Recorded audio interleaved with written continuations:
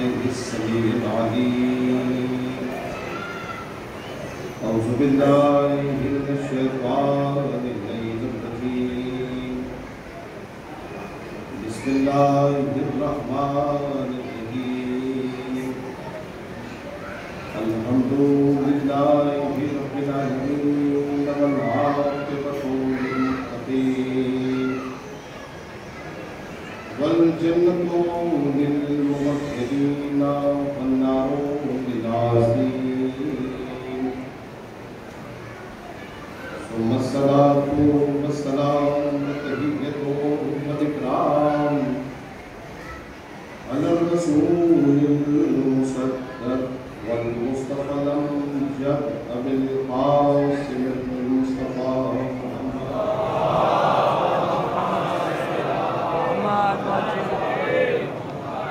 وابن بيته الطيبين الطاهرين المعصومين المظلومين ولا له الدائمة الباقية ولا عطائهم وقتلتهم ممكن فضائلهم أجمعين أما بعد قال الله تعالى في كتابه الكريم وهو أصدق القائلين وقوله الحق بسم الله الرحمن الرحيم اليوم يئس الذين كفروا من دينكم ولا تخشوهم واخشوني صلى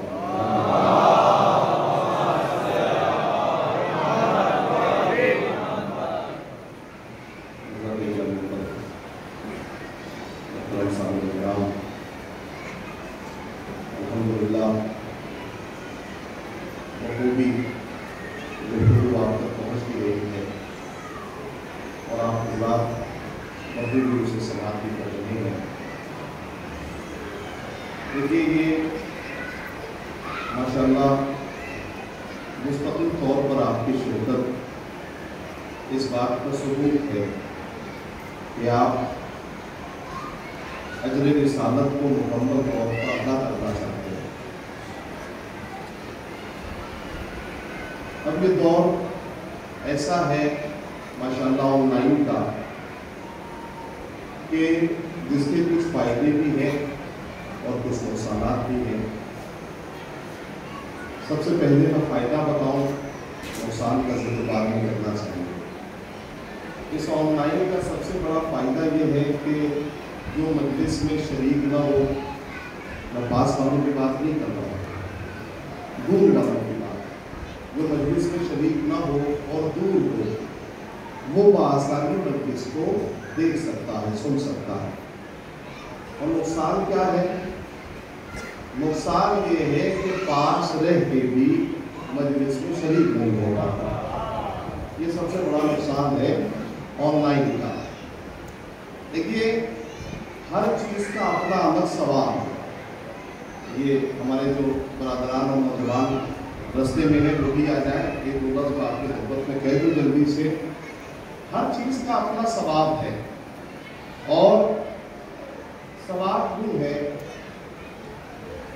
لیکن کچھ چیزیں ایسی ہیں کہ جن میں ثواب شرکت کرنے کے بعد ہی ملتا ہے, بغیر شرکت کے ثواب نہیں ملتا. جیسے آپ حج کا زمانہ چل رہا ہو اور آپ حج کے زمانے میں حج پہ نہ جا پائے ہوں اور ماشاءاللہ ہر چیزیں لائیو چل رہی ہیں تو حج بھی لائیو چل رہا ہے. آپ اپنے گھر پہ بیٹھے بیٹھے گھر کی بڑی سی اسکرین پر یعنی بڑے سے ٹی وی پر آپ لائیو حج دیکھ رہے ہیں. میرے بھائی آپ لائیو حج دیکھ تو سکتے ہیں لیکن لائیو حج کر نہیں سکتے. لیکن سمجھ میں آنی چاہیے, آپ کی مدد میں کہہ رہا ہوں, لائیو حج دیکھ تو سکتے ہیں لیکن لائیو حج کر نہیں سکتے. آپ بیٹھے بیٹھے ٹی وی پر کعبے کی زیارت تو کر سکتے ہیں لیکن طواف نہیں کر سکتے. کیوں نہیں کر سکتے؟ طواف کے لیے لائیو ہونا شرط نہیں ہے, طواف کے لیے خود کی شرکت ضروری ہے. پتہ نہیں میں کیا کہہ رہا ہوں, شاید واضح ہو جائے. طواف کے لیے خود کی شرکت ہونا ضروری ہے. آپ گھر سے بیٹھے بیٹھے مجلس سن تو لیں گے، لیکن جب تک مجلس میں شریک نہیں ہوں گے مجلس کا ثواب نہیں ملنے والا۔ لہذا مجلس میں شرکت کریں۔ اور میرے عزیزوں یہ بات یاد رکھیے گا، ایک بات اور جلدی سے کر کے، پروردگار آپ سب کو سلامت رکھے، آپ کی بھرپور شرکت رہتی ہے، بھرپور شرکت رہتی ہے۔ دیکھیے ہر انسان کے جینے کا الگ الگ سلیقہ ہے اور الگ الگ جینے کا طریقہ ہے۔ ہر انسان اپنے اعتبار سے اپنی زندگی کو گزارنا چاہتا ہے، کسی کے دباؤ میں آ کے زندگی بسر نہیں کرنا چاہتا۔ میں مثال دوں آپ کی خدمت میں، جیسے قرآن کریم میں 114 سورے ہیں مکمل، 114 سوروں میں کوئی ایسا سورہ نہیں ہے جس کی آپ 24 گھنٹے میں واجب سمجھ کے اس کی تلاوت کرتے ہیں۔ 114 سوروں میں کوئی ایسا سورہ نہیں ہے، لیکن ایک سورہ ایسا ہے جسے سورہ فاتحہ کہتے ہیں، جسے سورہ الحمد کہتے ہیں۔ وہ سورہ ایسا ہے کہ اسے واجب جو ہے کم سے کم میرے عزیزوں دن کی 5 گانا نمازوں میں کم سے کم اس کی تلاوت جو ہے وہ واجب ہوتی ہے۔ یہ کیوں واجب ہوتی ہے؟ کہا اس لیے کہ سورہ الحمد کے اندر زندگی کا مکمل نقشہ ہے۔ لیکن بہت توجہ سے سنیے گا، میں جو بات آپ کے خدمت میں عرض کرنے جا رہا ہوں، سورہ الحمد کے اندر نوجوانوں زندگی کا مکمل نقشہ ہے۔ جیسے آپ ایک ایسی جگہ پہ جا رہے ہو جہاں کا راستہ نہ معلوم ہو تو آپ فوراً میپ لگاتے ہیں تاکہ آسانی سے پہنچ جائیں۔ تو زندگی کے میپ کا نام سورہ فاتحہ ہے۔ زندگی کے بڑی آسان لفظوں میں سمجھانے کی کوشش کر رہا ہوں، زندگی کے میپ کا نام سورہ فاتحہ ہے، سورہ الحمد ہے۔ اگر زندگی کو گزارنا چاہے اچھے اعتبار سے تو اچھے طریقے سے سورہ الحمد کی تلاوت فرمائیں۔ سورہ الحمد میں وحدانیت بھی ہے، رسالت بھی ہے، اماموں کی محبت بھی ہے، صراط مستقیم بھی ہے، تولا بھی ہے اور تبرہ بھی ہے۔ یہ ساری باتیں سورہ الحمد میں لکھی ہوئی ہیں۔ میں آہستہ آہستہ سفر کرتا ہوں اور میں دیکھتا ہوں کہاں تک آپ ساتھ نبھاتے ہیں۔ بڑی توجہ سے سنیے گا میرے عزیزوں، سورہ الحمد کے نوجوانوں غور کرو میری طرف، سورہ الحمد کے شروع کرنے سے پہلے آپ کیا کرتے ہیں؟ بسم اللہ الرحمن الرحیم۔ یہاں مولانا بیٹھے ہوئے ہیں، میں ان کے خدمت میں ایک بات کہوں، بسم اللہ الرحمن الرحیم کا ترجمہ کیا کرتے ہیں آپ؟ کیا کرتے ہیں؟ شروع کرتا ہوں اللہ کے نام سے جو بڑا مہربان ہے اور نہایت رحم کرنے والا، یہ ترجمہ کرتے ہیں نا۔ اگر آپ یہ ترجمہ کرتے ہیں تو یہ اس آیت کا ترجمہ نہیں ہے۔ آپ ترجمہ کر رہے ہیں شروع کرتا ہوں اللہ کے نام سے، تو یہ بے ہے شروع کرنے کے معنی میں، ٹھیک ہے؟ تو پھر ہونا یہ چاہیے تھا باللہ الرحمن الرحیم، یعنی شروع کرتا ہوں اللہ سے جو بڑا مہربان اور نہایت رحم کرنے والا ہے۔ بڑی توجہ تو سنیے گا، لیکن آپ کیا کہتے ہیں؟ باللہ الرحمن الرحیم نہیں کہتے، کیا کہتے ہیں؟ بسم اللہ الرحمن الرحیم۔ تو آپ نے اسم کا ترجمہ تو کیا ہی نہیں۔ لیکن غور سے سنیے گا، میں جو بات آپ کی خدمت میں عرض کر رہا ہوں بڑی ذمہ داری سے عرض کر رہا ہوں، آپ نے اسم کا ترجمہ تو کیا ہی نہیں، اور یہ سارا معاملہ اسم میں ہی پھنسا ہے، چونکہ مدد میں اور اللہ کے درمیان یہ اسم ہے۔ توجہ نہیں ہوئی نوجوانوں کی، دیکھیے کبھی کبھی ان باتوں کو سننے کی عادت ڈالیں۔ مدد کے درمیان اور اسم کے اللہ کے درمیان یہ اسم ہے، جب تک اسم کو نہیں سمجھو گے تب تک مدد سمجھ میں نہیں آئے گی۔ اور جملہ اتنا بڑا کہنے جا رہا ہوں کہ کوئی خاموش نہیں بیٹھے گا۔ ترجمہ کیا کرے؟ بسم اللہ الرحمن الرحیم، شروع کرتا ہوں اللہ کے اسم سے، اللہ کی اسم کی مدد سے، اللہ کی مدد سے نہیں۔ میں کہاں سو گیا؟ شروع کرتا ہوں اسم خدا کی مدد سے جو بڑا مہربان اور نہایت رحم کرنے والا ہے۔ مولا میں نہیں بتاؤں گا، صادق آل محمد امام جعفر صادق کی خدمت میں پہنچے۔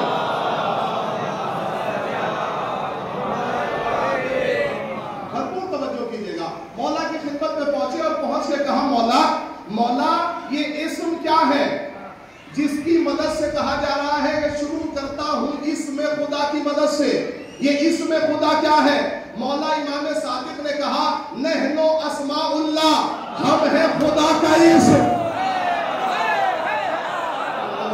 اور میں کیا کہہ رہا ہوں؟ نحنو اسماء اللہ، ہم ہیں خدا کا اسم۔ اب سمجھ میں آیا؟ ترجمہ کریں، شروع کرتا ہوں اسم خدا کی مدد سے کہ جو بڑا مہربان اور نہایت رحم کرنے والا ہے۔ آہستہ آہستہ صبر کریں، انشاءاللہ لطف آئے گا آپ حضرات کو۔ میرے عزیزوں اب تھوڑا سا اور آگے بڑھیے۔ بسم اللہ الرحمن الرحیم۔ رحمان کیا ہے؟ شروع کرتا ہوں اسم خدا کی مدد سے جو مہربان ہے۔ رحمان یعنی رحم کرنے والا ہے۔ دیکھیے رحمان ہے صفت عام، صفت عام یعنی خدا کا رحم جو ہے وہ سب کے لیے ہے، مومن ہو، منافق ہو، کافر ہو، اچھا ہو، برا ہو، سب کے لیے اس کی رحمت جو ہے وہ عام ہے۔ یعنی اب کوئی بھی مولا کا چاہنے والا یہ نہیں کہہ سکتا کہ بارش ہوئی تو جتنا پانی ہمارے آنگن میں برسے گا اتنا ہی پانی جو ہے ایک کافر کے آنگن میں بھی برسے گا۔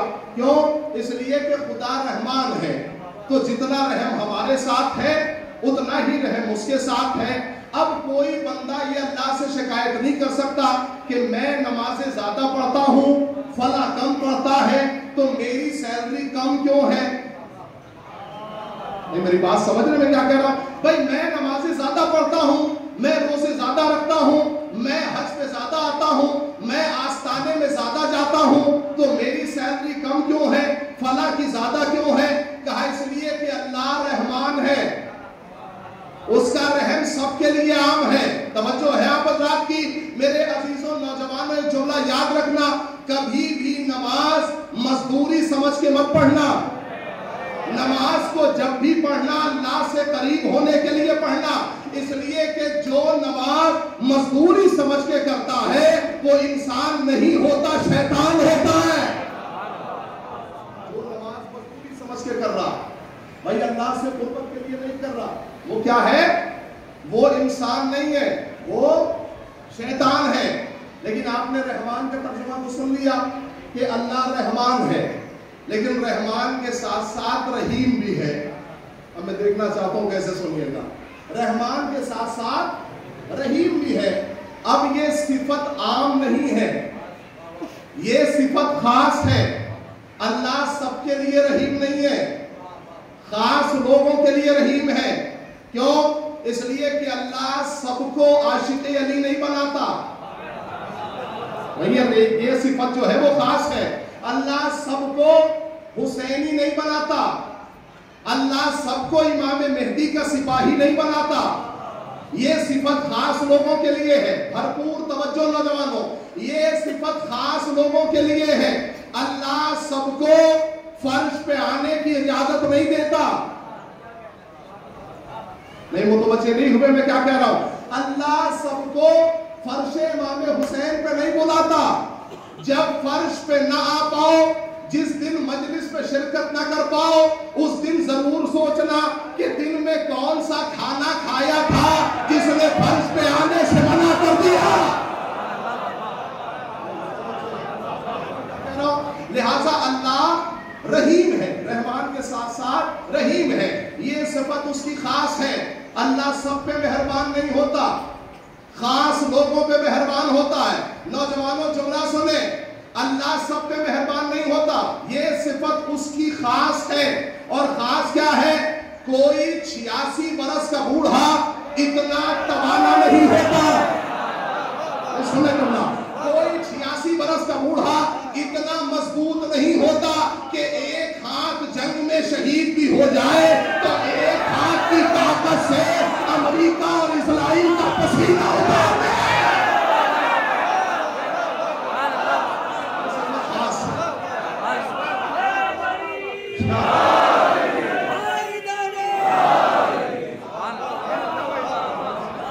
یہ صفت پروردگار عالم کی کیا ہے؟ خاص ہے۔ اللہ سب پہ مہربان نہیں ہوتا، اللہ خاص لوگوں پہ مہربان ہوتا ہے۔ لہٰذا اب جب کبھی کوئی پوچھے کہ اللہ سب کو برابر سے دے رہا ہے تو کہنا وہ رحمان ہے، اور اگر کسی پہ خاص کرم ہے تو کہنا کہ وہ رحیم ہے۔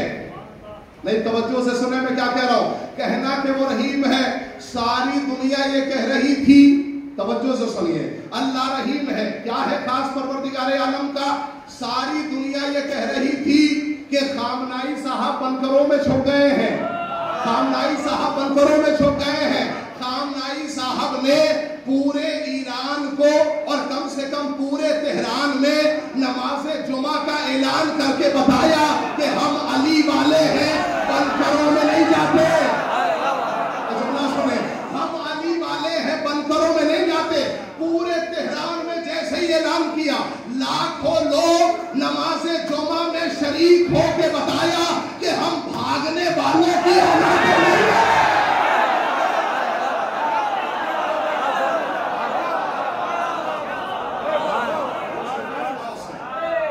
یہ صفت پروردگار عالم کی خاص ہے۔ نوجوانوں سنیں جملہ، یہ صفت پروردگار عالم کی خاص ہے، کیونکہ اللہ رحمان کے ساتھ ساتھ رحیم بھی ہے، اور رحیم کا مطلب ہے کہ اپنوں پہ خاص کرم، اپنوں کے اوپر خاص کرم۔ اب تک جو بندہ نہیں بول سکا ہے اس جملے میں انشاءاللہ ضرور شریک ہو جائے گا۔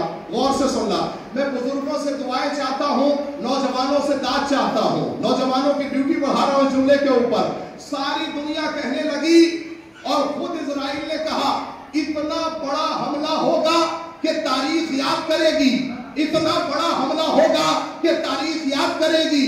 ایران کے پاس کوئی ایئر ڈیفنس سسٹم نہیں ہے، کوئی میزائل کو بچانے والا سسٹم نہیں ہے، لہذا اتنا بڑا حملہ ہوگا کہ تاریخ یاد کرے گی۔ میں نے کہا یہودیوں تمہیں خبر ہی نہیں ہے، ایران کے ایئر ڈیفنس سسٹم کا نام امام رضا ہے۔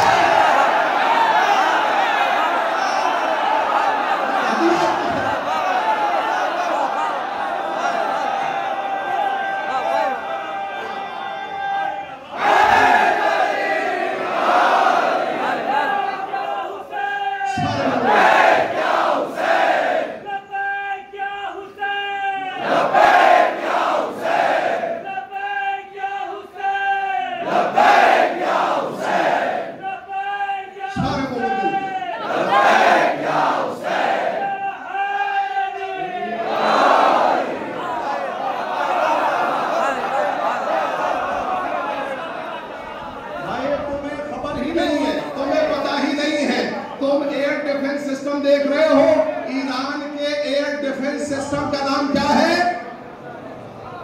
پورا مجمع مل کے بولے اس جملے کو، ایران کے ایئر ڈیفنس سسٹم کا نام امام رضا ہے۔ جملہ بہت بڑا کہنے جا رہا ہوں اور تقریباً تارا گڑھ کے ہر مومن کے ہاتھ پہ بندھا ہوا ہے۔ جملہ سننا، ایران کے ایئر ڈیفنس سسٹم کا نام امام رضا ہے۔ کیوں میرے عزیزوں، جو امام رضا کا 1 روپے کا تعویذ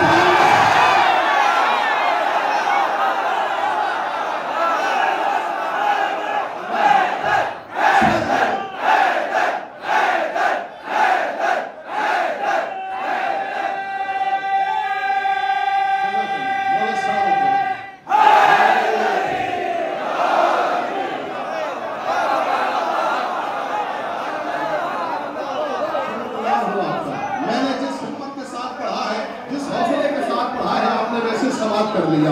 میرے عزیزوں، میں نے کہا ایران کے ایئر ڈیفنس سسٹم کا نام کیا ہے؟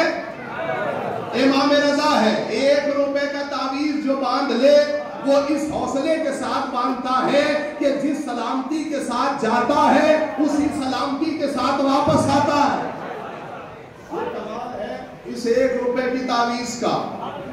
تو جو مولا جہاں سوئے ہیں، جو مولا جہاں آرام کر رہے ہیں، ان سے کیا ہو سکتا ہے؟ توجہ ہے، لہٰذا یہ جملہ یاد رکھنا، اللہ سب کے لیے رحیم نہیں ہے، اللہ خاص لوگوں کے لیے رحیم ہے۔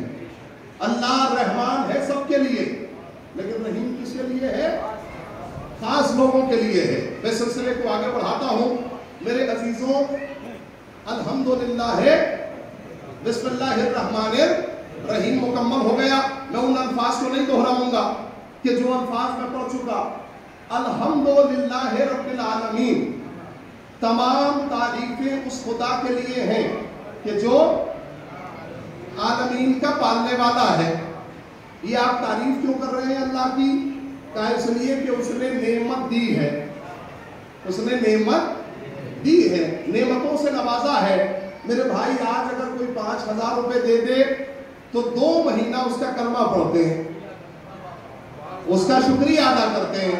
जो बगैर मांगे इतनी नेमतें दे रहा है उसका कैसे शुक्रिया ना अदा करें? उसका शुक्रिया तो बनता है ना। अल्हम्दुलिल्लाह रब्बिल आलमीन। मैं तमाम तारीफें उस खुदा के लिए हैं कि जो आलमीन का क्या है, बोलना आखिरी वाले, आलमीन का रब है। देखिए इस लफ्ज को पता नहीं आपने सुना कि नहीं सुना। रब होना आसान नहीं है। रब हर एक आदमी को नहीं कहते। रब ऐसी सिफत है जो खास लोगों के लिए है। रब कौन है? रब होना आसान नहीं है। बहुत बड़ी बात कहने जा रहा हूं, पूरे अशरे में याद कर लीजिएगा और याद रखिएगा मेरे अजीजों, कम से कम रब उसे कहते हैं कि जो बहुत देर में नाराज होता है। कम से कम रब उसे कहा जाता है जो इतनी जल्दी नाराज नहीं होता, बहुत देर में नाराज होता है। अल्लाह या तो रब है या हमारे माँ बाप हमारे रब है। मैंने कहा रब उसे कहा जाता है जो जल्दी नाराज नहीं होता। क्यों माँ बाप रब है? ये बच्चे भी बैठे हैं, इनके माँ बाप भी बैठे हैं, ये जुमला लेते जाए। क्यों माँ बाप रब है? इसलिए कि माँ 9 महीने बच्चे को शिकम में रखती है, इतनी हजारों अज़ियतें झेलती है, लेकिन कभी बच्चे से नाराज नहीं होती, इसलिए रब है। मेरे अजीजों, पैदाइश के बाद खूने जिगर पिलाती है लेकिन नाराज नहीं होती, इसलिए रब है। मैं क्या कह रहा हूं आपके खिदमत में। मेरे अजीजों, बच्चों की गंदगी साफ करती है, नाराज नहीं होती, इसलिए रब है। अब एक जुमला पूरा तारागढ़ इस जुमले को सुने। अब अगर कोई बच्चा जवानी में अपने माँ बाप के मुकाबले में खड़ा हो जाए तो ये समझ लेना कि माँ बाप के मुकाबले में नहीं खड़ा, अपने रब के मुकाबले में खड़ा है। माँ बाप के मुकाबले में नहीं खड़ा, अपने रब के मुकाबले में खड़ा। अल्हम्दुलिल्लाह रब्बिल आलमीन। तमाम तारीफें उस खुदा के लिए हैं कि जो आलमीन का रब है। सिलसिले को आगे बढ़ाऊं, पसंद कर रहे हैं आप? मेरे अजीजों, रब है मालिक यौमिद्दीन, जो कयामत के दिन का। जल्दी से आगे बढ़ो। इय्याका नअबुदु व इय्याका नस्तईन। परवरदिगार, मैं तेरी इबादत करता हूं और तुझ ही से मदद चाहता हूं। कुछ लोग यहां पर आकर शियाने अली को इतना परेशान करते हैं, इतना परेशान करते हैं कि भाई कुरान ने साफ साफ कहा है कि मदद अल्लाह से मांगो, तो ये लोग क्यों कहते हैं या अली मदद? तवज्जो से सुनना नौजवान, तवज्जो दरकार है भाई। बार बार जब कुरान ने कहा इय्याका नस्तईन, तो ये लोग क्यों मदद मांगते हैं अली से? जब गिरे या अली मदद, जब मसला फंसा या अली मदद, कोई बीमार हुआ या अली मदद, किसी का कोई काम फंसा या अली मदद, कोई काम नहीं हो पा रहा है या अली मदद। मेरे अजीजों, हर मामले में या अली मदद। भाई कब तक पुकारिएगा अली को, कब तक बुलाइएगा अली को? मैंने कहा हमारे पास फलसफा है। देखो, जो एक बार बुलाने पे ना आए उसे बार बार नहीं बुलाया जाता। सुने आप, हमला सुने। जो एक बार बुलाने पे ना आए उसे बार बार नहीं बुलाया जाता। मैं हिंदुस्तान की बात नहीं कर रहा हूं, पूरी दुनिया से जो बंदा भी जहां से जब भी अली को बुलाए, अली फौरन आए। तवज्जो नहीं हुई मैं क्या कह रहा हूं? जो बंदा जहां से अली को बुलाता है, अली फौरन आते हैं, अली फौरन आते हैं। मेरे अजीजों, जुमला दरकार है और आपकी तवज्जो दरकार है। अली फौरन आते हैं। जो बंदा जहां से बुलाता है, अली फौरन आते हैं। हमारा तजर्बा कहता है कि बुलाओ उसे जो बुलाने पे आ जाए। अभी भी तवज्जो नहीं हुई। बुलाओ उसे जो बुलाने पे आ जाए, जो बुलाने पे ना आए اسے نہیں بلایا جاتا. کچھ لوگوں نے کہا ذرا ہمارے والوں کو بھی تو بلا کے دکھائیے, وہ ضرور آئیں گے. میں نے کہا 1400 سال کا تجربہ ہے جو نبی کے بلانے میں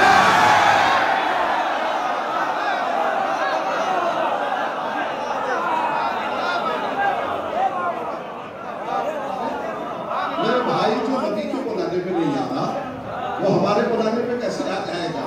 ایک نعرہ صلوات پڑھے محمد والے.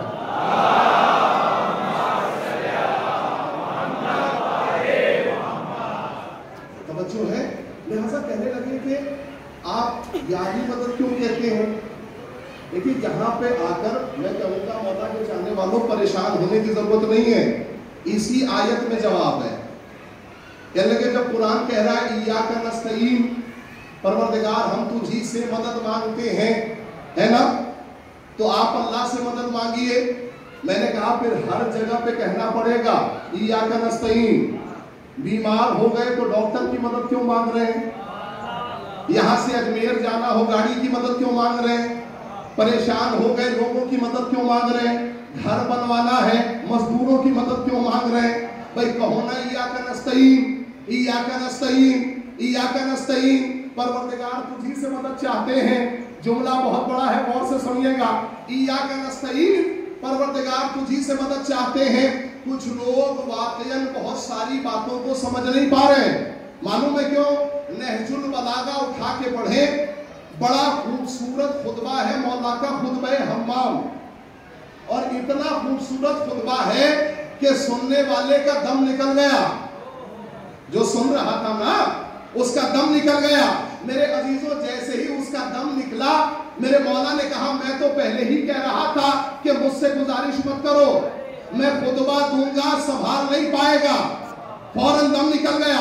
اب جیسے ہی دم نکلا اتنے میں ایک مخالف کھڑا ہو گیا اور کھڑا ہو کے کہتا ہے مولا جب اس کے اوپر اتنا اثر ہوا تو آپ کے اوپر کیوں نہیں ہوا؟ غور سے سمجھیں, جب اس کے اوپر اتنا اثر ہوا تو آپ کے اوپر کیوں نہیں ہوا یہ اثر؟ پورے مجمع کی توجہ, آپ کے اوپر کیوں نہیں اثر ہوا؟ مولا نے کہا تیرے منہ میں شیطان کی زبان ہے. جب اس کے اوپر ہوا تو آپ کے اوپر کیوں نہیں اثر ہوا؟ کہا تیرے منہ میں شیطان کی زبان ہے. جملہ نہیں پہنچا, تیرے منہ میں شیطان کی زبان ہے. علی نے 1400 سال کا مسئلہ ایک جملے میں حل کر دیا. جو علی کے خلاف بولے اس کے منہ میں شیطان کی زبان ہے. شروعات پڑھے نہ چل کے محمد.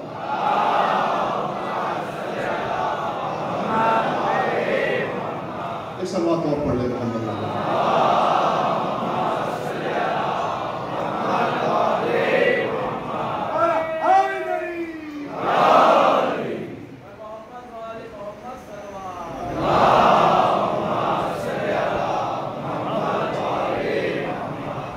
دیکھیے تو بڑے سوچنے والی بات ہے.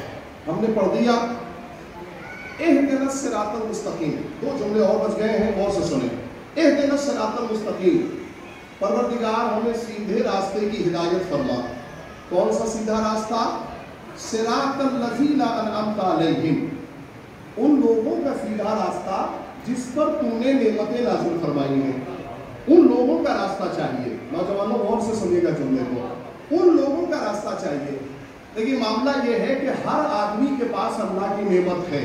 آج کے دور میں بھئی آنکھیں اللہ کی نعمت ہے کہ نہیں؟ سب کے پاس ہے.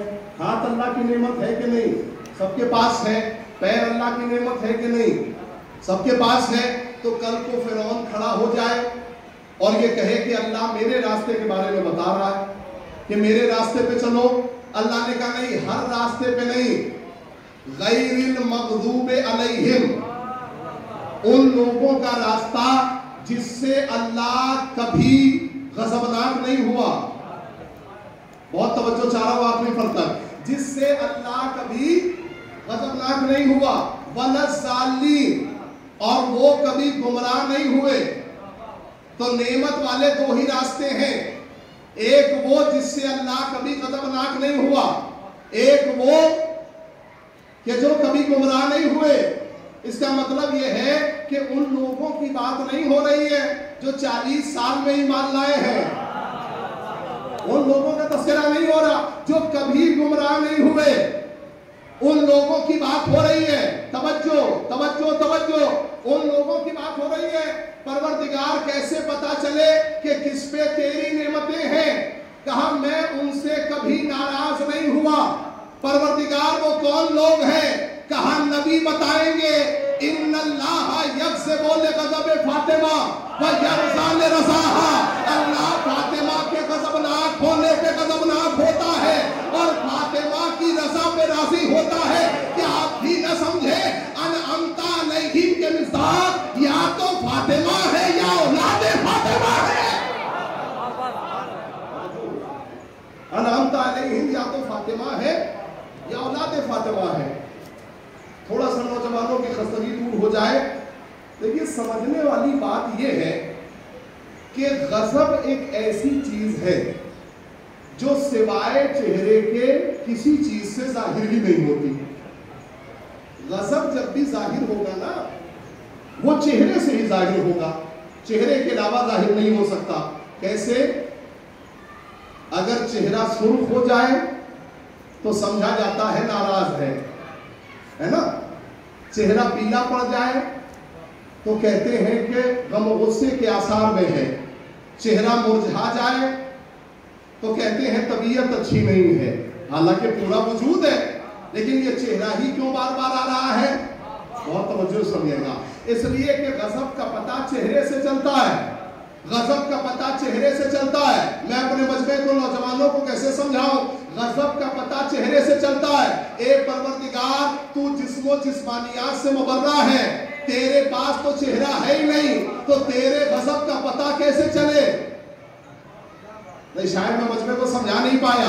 भाई गज़ब का पता चलता है चेहरे से, नाराजगी का पता चलता है चेहरे से, और मेरे अल्लाह तेरे पास तो चेहरा है ही नहीं, तो तेरी नाराजगी कैसे पता चले? कैसे पता चले? अल्लाह ने कहा मेरे पास चेहरा नहीं है, लेकिन मेरे नबी ने वजहुल्लाह कहा है अली को। मैं क्या कह रहा हूं? मेरे नबी ने वजहुल्लाह कहा है अली को। अब अली के चेहरे को देखते जाओ, अली जिससे राजी उससे मैं राजी। तवज्जो है? अली जिससे नाराज उससे मैं नाराज। किताब का हवाला दूं आपकी खिदमत में ताकि चेहरे का पता चले कि चेहरा कैसे अक्कासी करता है। सरकारे खतनी मरतबत ने जनाबे जिब्राइल से पूछा, या जिब्राइल कम उम्रों का, ऐ जिब्राइल तुम्हारी उम्र कितनी है? सुनिएगा तवज्जो से। ऐ जिब्राइल तुम्हारी उम्र कितनी है? जिब्राइल ने कहा, या नबी अल्लाह के तो मुझे भी नहीं मालूम है कि मेरी उम्र कितनी है, लेकिन एक बात जानता हूं। क्या? कौन सी बात? कहा कि अर्श पर एक सितारा ऐसा है जो 70 साल में एक बार निकलता है, और मैंने उसे 70,000 मरतबा देखा है। गौर से सुनिए मैं क्या कह रहा हूं। मैंने उसे कितनी बार देखा? 70,000 मरतबा देखा। वो सितारा अर्श पर एक बार निकलता है 70,000 साल में, और मैंने 70,000 मरतबा देखा है। कितनी बार? 70,000 मरतबा देखा है। नबी ने पूछा, जिब्राइल क्या इस बार देखोगे तो पहचान जाओगे? सुनिए, चेहरे की बात है ना। क्या इस बार देखोगे तो पहचान जाओगे? कहा, या रसूल अल्लाह, अगर एक दो बार देखा होता तो ना पहचान पाता। 70,000 मरतबा जिसे देखा हो उसे कैसे नहीं पहचान पाऊंगा? इतने में सामने से अली आए। आने के बाद नबी ने कहा, अली जरा अमामा पीछे तो करो। अली जरा अमामा पीछे तो करो। अली ने अमामा थोड़ा सा पीछे किया। जिब्राइल फौरन खड़े हो गए, या रसूल अल्लाह, ये वही सितारा था जिसे मैंने अर्श पर 70,000 मरतबा देखा है। क्या भी वाज़ेह नहीं हो सका? इस जुमले में गुंजाइश है थोड़ी सी। अब किसी को हक हासिल नहीं है कि वो पूछे कि अली कब से हैं। नहीं तवज्जो ही क्या कह रहा। अली कब से हैं और कब तक रहेंगे, ये कब नहीं था। یہ جب نہیں تھا تب علی تھے، یہ چاند سورج نہیں تھا تب علی تھے، یہ تو ہمارا کرم ہے اور ہماری تھوڑی سی جسے کہا جائے کہ ہم نے بڑی فراخ دلی سے کام لیا کہ ہم نے علی کو مخلوق کہا ہے، یہ ہمارا کرم ہے، ہم نے علی کو کیا کہا، میں نے بہت بچا کے کہنے کی کوشش کی ہے، ہم نے علی کو مخلوق کہا، ورنہ میرے مولا نے خود اپنے بارے میں کہا ہے اجعلونا مخلوقین وقلنا ما شئتم، مجھے مخلوق سمجھو پھر جو چاہے کہو، ہماری حد میں نہیں آ سکتے۔ بھائی اب حدیث بھی اگر ایسے وہ نوجوان یہ حدیث نہیں پہنچی تو میں سمجھوں گا میری ساری محنت رائے گا چلی گئی۔ کیا کہا؟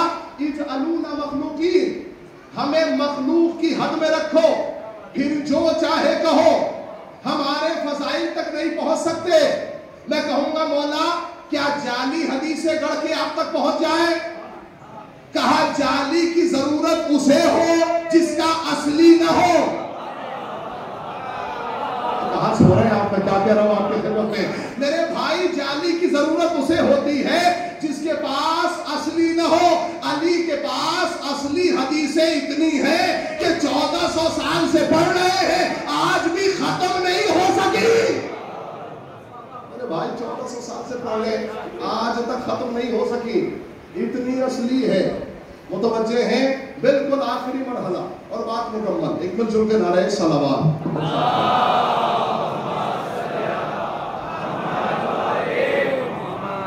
لیکن بڑے افسوس کی بات یہ ہے، میں بڑے افسوس کا لفظ اس لیے استعمال کر رہا ہوں کہ یہاں پر واقعی افسوس کی بات یہ ہے حضور کہ ہم لوگ اپنے منہ سے علی مولا نہیں کہہ پا رہے ہیں، ہم لوگ اپنے منہ سے مشکل سے علی مولا کہہ پا رہے ہیں، جبکہ نبی نے دونوں ہاتھوں پہ اٹھا کے کہا ہے کہ علی مولا ہے۔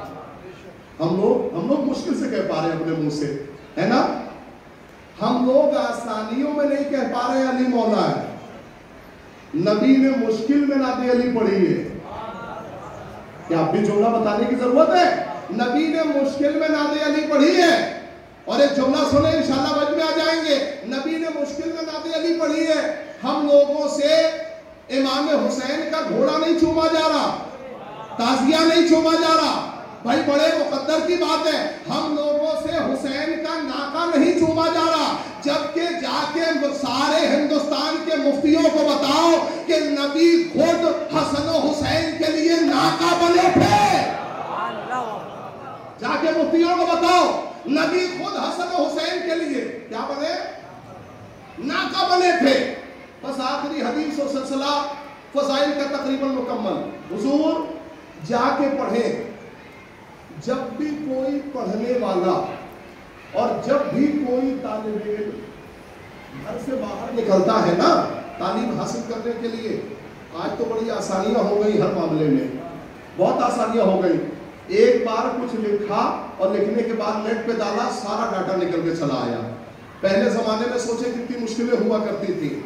اس زمانے کے لیے نبی نے ارشاد فرمایا کہ جب بھی طالب علم گھر سے باہر نکلتا ہے تو اس کے پیروں کے نیچے ملائکہ پر بچھاتے ہیں۔ کس کے نیچے؟ طالب علم کے، اسٹوڈنٹ کے پیروں کے نیچے ملائکہ، سننا نوجوانوں غور سے، ملائکہ پر بچھاتے ہیں۔ اب سمجھے آپ علم کی کتنی ضرورت ہے، کتنا طاقت ہے علم کے اندر۔ ملائکہ پر بچھاتے ہیں، ہے نا؟ اور طالب علم جس کے سامنے زانوئے ادب طے کرے اسے استاد کہتے ہیں، اور استاد جس کے سامنے زانوئے ادب طے کرے اسے عالم کہتے ہیں۔ عالم جس کی افضلیت کا قائل ہو اسے فقیہ کہتے ہیں، اور فقیہ جس کی افضلیت کا قائل ہو، توجہ سے سننا، اسے محدث کہتے ہیں۔ محدث جس سے کچھ لینا چاہے اسے راوی کہتے ہیں۔ اس سلسلے کو سنیے گا توجہ سے، اسے راوی کہتے ہیں۔ میرے عزیزوں، راوی جس سے کچھ لینا چاہے اسے تبع تابعین کہتے ہیں۔ تبع تابعین جس کی فضیلت کے قائل ہو اسے تابعین کہتے ہیں۔ تابعین جس کی فضیلت کے قائل ہو اسے صحابہ کہتے ہیں. توجہ نہیں ہو رہی میں کیا کہہ رہا ہوں؟ اسے صحابہ کہتے ہیں. صحابہ جس کی فضیلت کے قائل ہو اور جس پہ جان نچھاور کرے اسے نبی کہتے ہیں. نبیوں میں سب سے افضل جو ہو اسے رسول کہتے ہیں.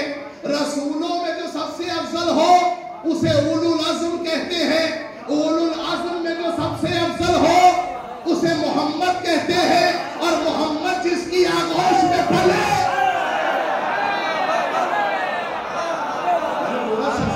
آپ کے خدمت میں ہے. محمد جس کی آغوش میں پلے اسے کیا کہتے ہیں؟ دو چار ہی آدمی کو پتا ہے.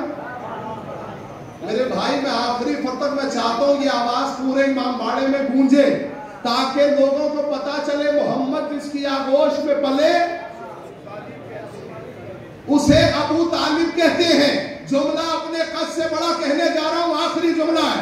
محمد جس کی آغوش میں پلے اسے کیا کہتے ہیں؟ اسے ابو طالب کہتے ہیں. خدا نہ خواستہ اجمیر میں کسی کی میت ہو جائے اور اس کے جنازے میں اتفاق سے میرے عزیزوں ایران کے صدر آئے ہو یا زیادہ سے زیادہ سمجھ لیں آغائے مہدوی پور آئے ہو, یقین جانیے اگر جنازے میں شریک ہو جائے تو چاہے لوگ جس کا جنازہ اٹھا ہو اسے بھول جائے لیکن انہیں نہیں بھولیں گے. پورے مجمع کی توجہ چاہ رہا ہوں اس لیے کہ ایک بڑی شخصیت جنازے میں شریک ہو رہی ہے. میرے عزیزوں کوئی فضیلت ہو نہ ہو ابو طالب کی, سب سے بڑی فضیلت یہ ہے کہ جب ابو طالب کا جنازہ اٹھا تو ایک طرف سے نبوت اٹھائے ہے, ایک طرف سے امامت اٹھائے ہے.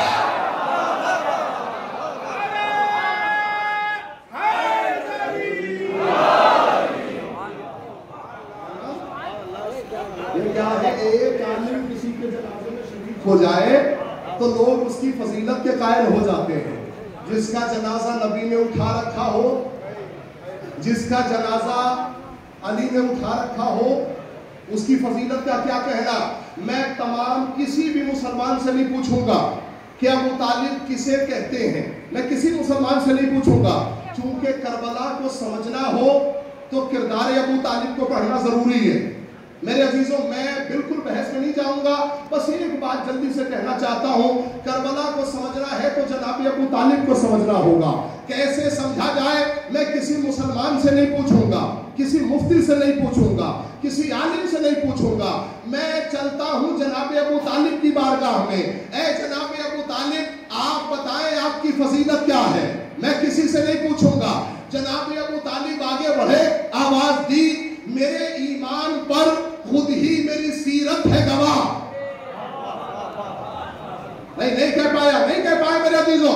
میں نے پورا مرثیہ آپ کا سنا, اب اس مرثیے کو نچوڑ کر ایک جملے میں کہہ رہا ہوں. جناب ابو طالب آپ بتائیے آپ کون ہیں. کہا میرے ایمان پر خود ہی میری سیرت ہے گواہ, میرے بیٹے, میری زوجہ, میری عطرت ہے گواہ. پورے مجمع کی توجہ چاہ رہا ہوں. میرے بیٹے, میری زوجہ, میری عطرت ہے گواہ. ایک طرف احمد مرسل کی رسالت ہے گواہ, ایک طرف احمد مختار کی سیرت ہے گواہ. بولو ایمان سے, تمام مفتی بولو ایمان سے, ایمان کسے کہتے ہیں. اور میں ہوں کافر تو مسلمان.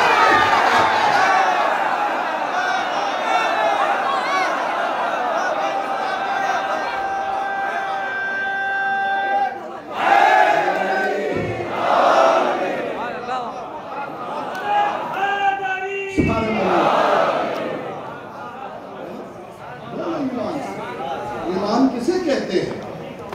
میں ہوں کافر تو مسلمان کسے کہتے ہیں. مسلمان ہے کون؟ کربلا میں جس کا سب سے زیادہ خون بہا ہے نا, وہ جناب ابو طالب کی ذات ہے. سب سے زیادہ جس کا خون بہا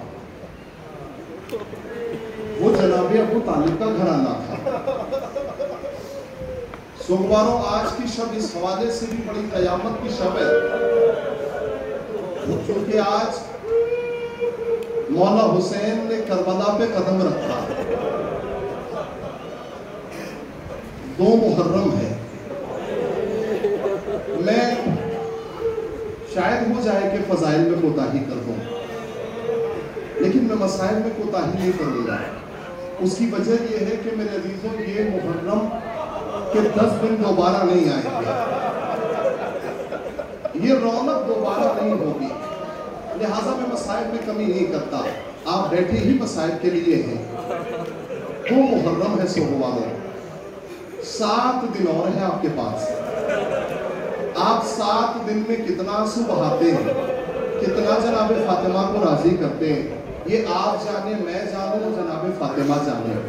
बस एक जुमला आपके गिरिए के आगाज पे कहना चाहता हूँ ताकि सारे मोमिनीन की शिरकत हो जाए। मेरे अजीजों, जैसे ही इमाम हुसैन करबला पहुंचे, करबला पहुंचना था कि आपने सुना है कि हुसैन का घोड़ा आगे नहीं बढ़ रहा था, आगे नहीं बढ़ रहा था। इमाम हुसैन ने उसके कान में जुमला कहा कि हुसैन बार बार जहमत नहीं देगा, मैं चाहता हूं ये आखिरी मंजिल है हुसैन की, यहां हुसैन को उतार दे। मेरे अजीजों, इमाम हुसैन ने सबसे हालात पूछे, वाकयात पूछे, आखिर घोड़ा हुसैन का क्यों नहीं आगे बढ़ रहा है।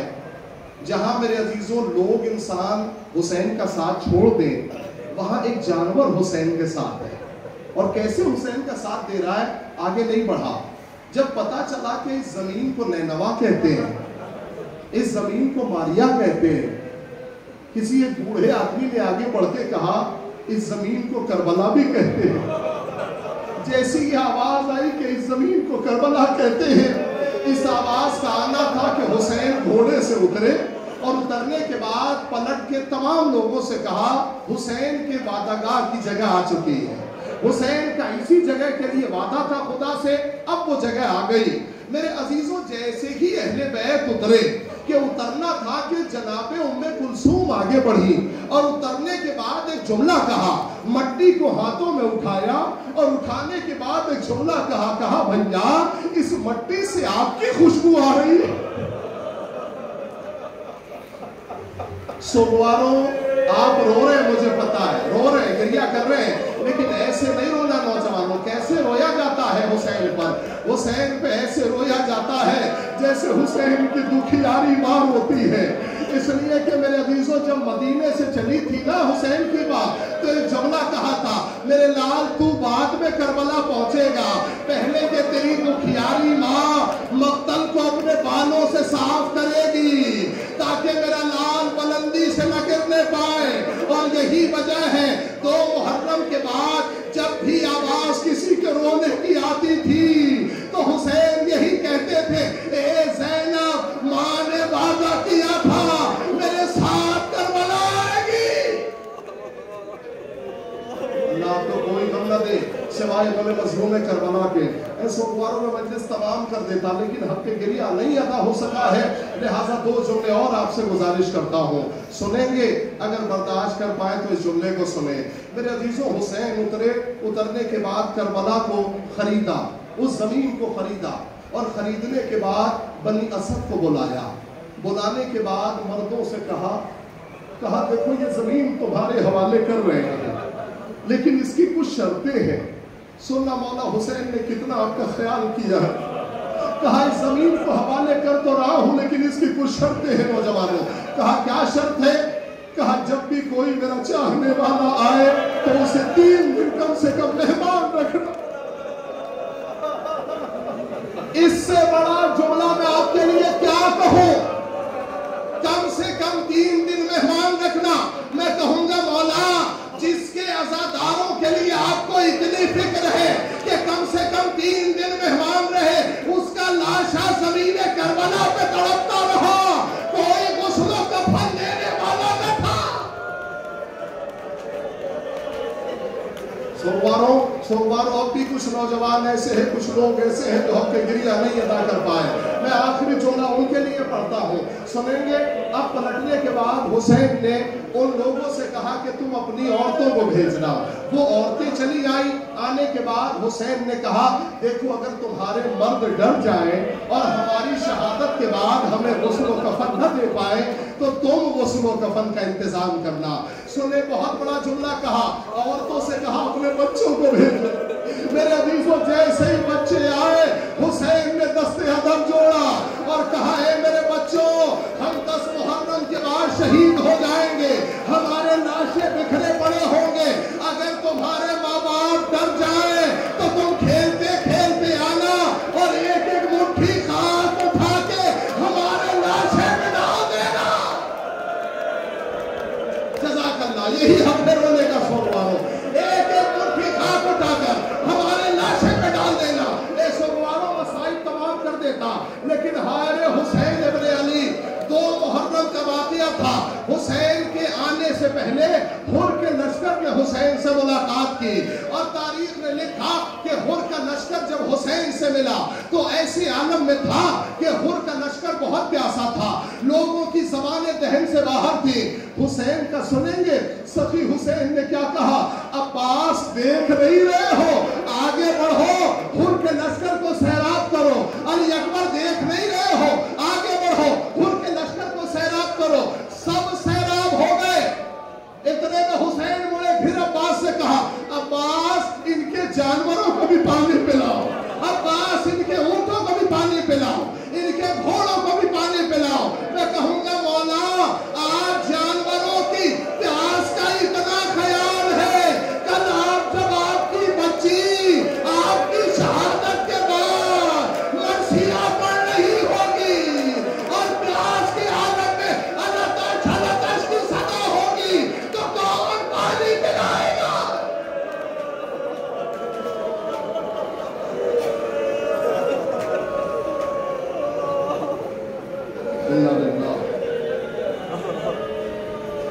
वइन्ना इलैहि राजिऊन।